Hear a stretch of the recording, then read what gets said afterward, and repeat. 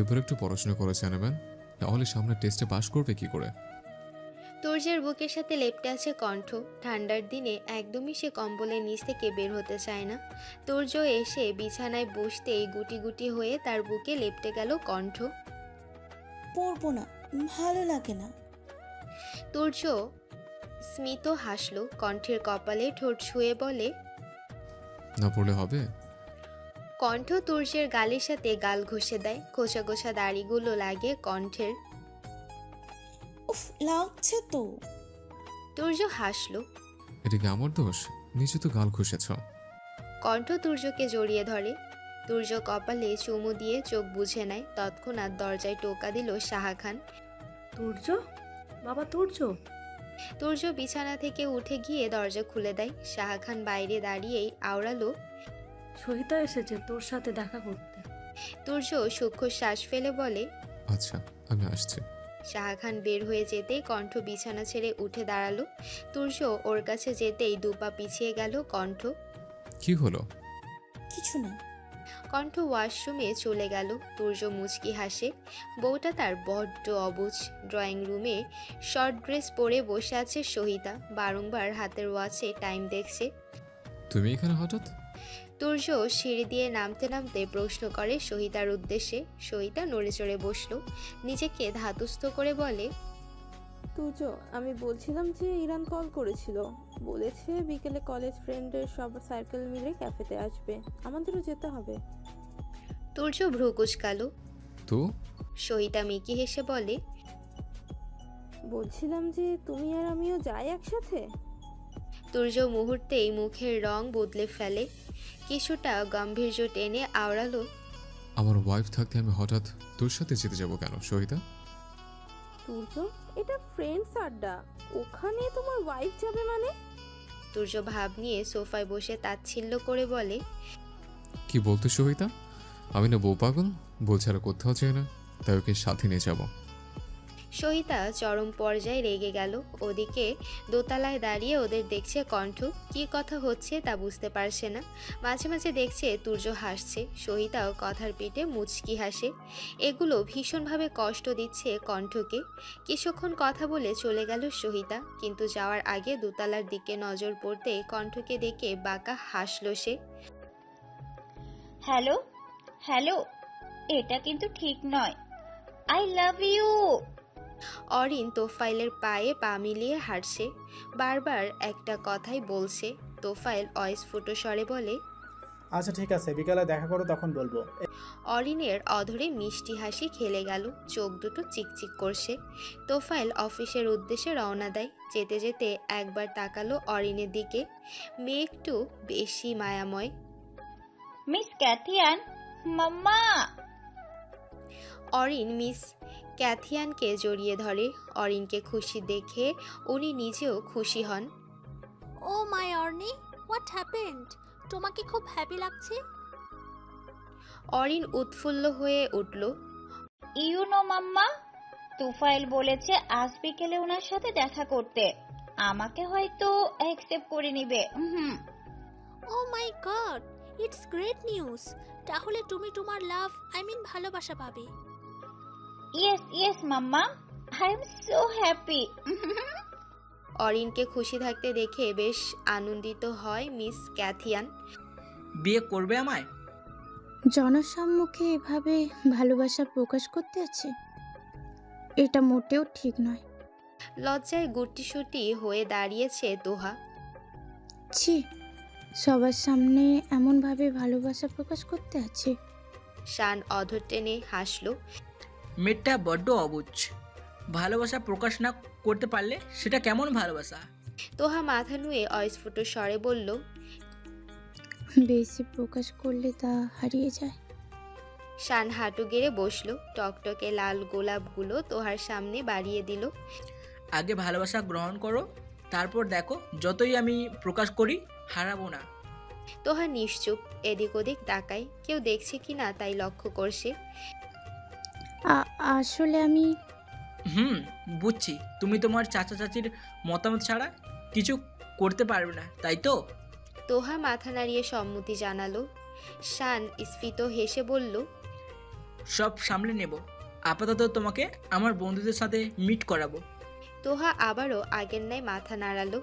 তারিফ একটা মুভির অডিশন দিতে গিয়েছে স্টুডিওতে। এর আগেও বার কয়েক অডিশন দেওয়ার পরেও পারেনি তারিফ। তার পারফরমেন্স ভালো হওয়া সত্ত্বেও টাকার জন্য তাকে বারবার রিজেক্ট করেছে।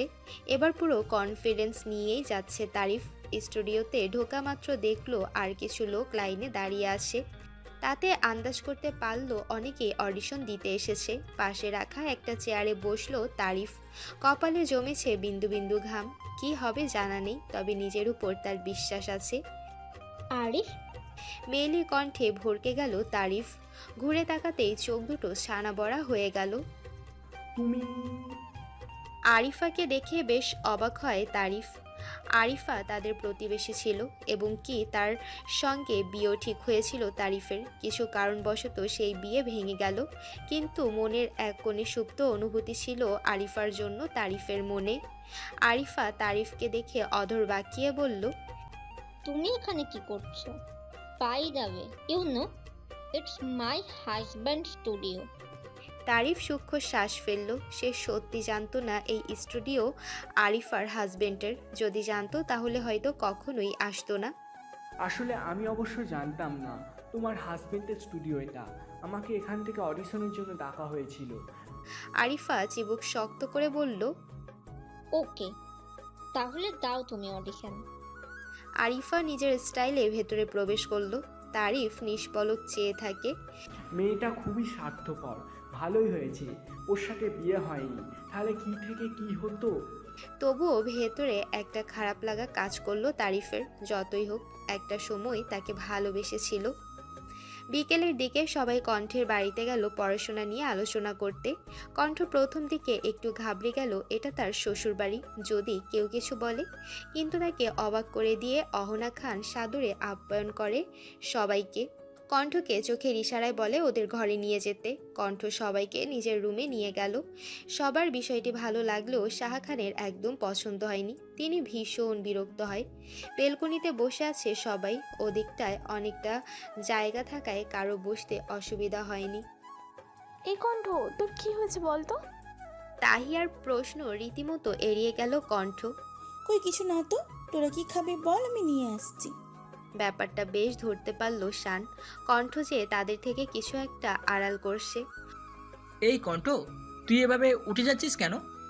ওর কথায় সায় দেয় সোহা। হ্যাঁ ভাই, তোর হলো কি? ইদানিং গ্রুপ কলেও পাওয়া যায় না, মন খারাপ নাকি? রিয়া ফোরন কেটে বলল, আরে বুঝিস না, দুলাভাই হলে সারা রাত পড়াশোনা করাই, তাহলে আহলে কি কষ্ট। কণ্ঠ সরু দৃষ্টিতে তাকালো রিয়ার দিকে। রিয়া চুপ করে গেল। সকালে সহিতার ব্যাপারটা বলতে চায় না কণ্ঠ। যতই হোক তুর্য স্যার তার স্বামী হয়। কিভাবে কারোর সামনে তাকে ছোট করবে? কখনো সম্ভব নয়। সবটা আড়াল করতে বলে ওঠে কণ্ঠ, আরে তেমন কিছু না, সামনে পরীক্ষা, তাই নিয়ে একটু ভয় হচ্ছে আর কি।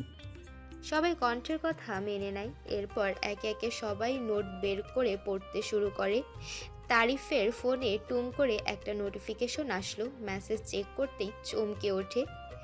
এই দিনকা চিকা দিনকা চিকা, এই দিনকা চিকা দিনকা চিকা দিনকা চিকা। তারিফের নাচ দেখে সবাই হু হু করে হেসে উঠল। মামা, কি হয়েছে তোর? সোহার প্রশ্ন শুনে তারিফ চেঁচিয়ে বলল, মামা আমার সিলেকশন হয়ে গেছে, উরে। সবাই বেশ খুশি হয় তারিফের সিলেকশন হওয়াতে। রিয়া আর চোখে তাকায় তারিফের দিকে। হঠাৎ ফিক করে হেসে উঠল সে আনমনি। হাসিটা চোখ এড়ালো না কণ্ঠের। ভ্রু উছিয়ে দুজনকে পরখ করল সে। বিকেলে সবাই মিলে ঠিক করলো কিছু একটা করা যাক, যাতে সবাই এক্সামের আগে আনন্দ করতে পারে। কিন্তু কি করবে তা কেউ ঠিক করতে পারলো না। অবশেষে সবাইকে অবাক করে দিয়ে তুর্য এসে বলল সামনের 8 তারিখ কলেজ থেকে ট্যুরে যাওয়ার কথা বলেছে। সেটা শোনার পরে সবাই খুব আনন্দিত হয়। তুর্য বার কয়েক কণ্ঠের দিকে তাকায়, কিন্তু কণ্ঠ বারবার মুখ ঘুরিয়ে নেয়। তুর্য ঠোঁট কামড়ে হাসে। বউয়ের রাগ ভাঙাতে হবে। রাত 8টার দিকে বিছানায় শুয়ে আছে কণ্ঠ, উল্টো পাশে শুয়ে আছে তুর্য। চোখ দুটো বন্ধ করে রেখেছে সে। ওদিকে কণ্ঠ এদিকে সেদিক করছে, ঘুম আসছে না তার একদমই।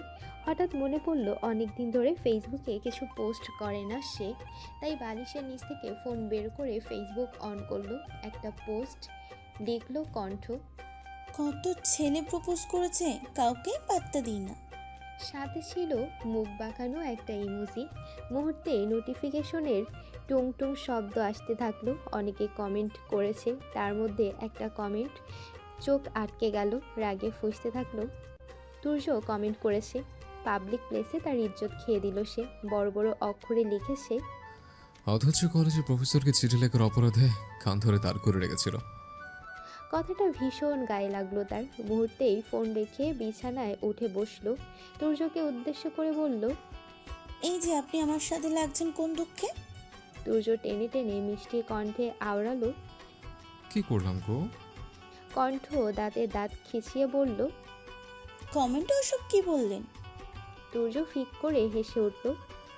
যেটা সত্যি সেটাই তো বললাম। আর তুমি তো আমাকে চিঠি দিয়েছিলে, মনে নেই? কণ্ঠ নিজের ভাবমূর্তি বজায় রেখে বলল, ওটাই তো ডেয়ার ছিল। ওহো, আপনাকে চিঠি দিতে আমার বইয়েই গেছে। তুর্য হাসলো, হামলে পড়ল কণ্ঠের উপর। বিছানায় 2 হাত উপরে দিয়ে চেপে ধরে নেশা ভরা কণ্ঠে বলে, বউ ইচ্ছে করে। কণ্ঠ নিজেকে ছাড়িয়ে নেওয়ার চেষ্টা করে বলে, কি ইচ্ছে করে? ওই সহিত ওরূপে শাকচুনিকে ভালোবাসতে? তুর্য শব্দ করে হেসে দেয় এবার। শাকচুন্নি? তাহলে তুমি কি? কণ্ঠের রাগ হলো। ও বাবা, যেই আপনার গার্লফ্রেন্ডকে কিছু বললাম তাতেই আমাকে আপনি বকা দিচ্ছেন। তুর্যের ভাবভঙ্গি বদলে যায়, ছেড়ে দেয় কণ্ঠকে। উল্টো হয়ে লাইট অফ করে শুয়ে পড়ল। মেয়েটাকে সেই বিকেলে আসতে বলেছিল তোফাইল, কিন্তু অরিন আসেনি।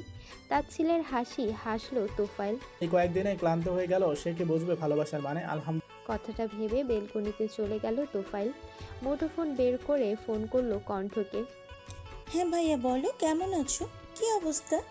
তোফাইল আকাশের দিকে তাকিয়ে বলল, আলহামদুলিল্লাহ ভালো আছি, তুই কেমন আছিস? হ্যাঁ আমি ভালো আছি। আচ্ছা তোমার কাজ কবে শেষ হবে বলো তো? ফিরবে কবে? খুব তাড়াতাড়ি ফিরবো। কণ্ঠ খানিকটা দুষ্টুমি করে বলে, সাথে আমার অরিন ভাবিকে নিয়ে এসো। আরে ছাড় তোর কথা, মেয়েটা পাগল। কথাটা বলেই ফিক করে হেসে উঠল কণ্ঠ। তোফাইলও হাসলো। কণ্ঠ বিছানা থেকে উঠে জানালার কাছে গিয়ে দাঁড়ালো। ওই মেয়েটা কিন্তু একদম আমার মতন।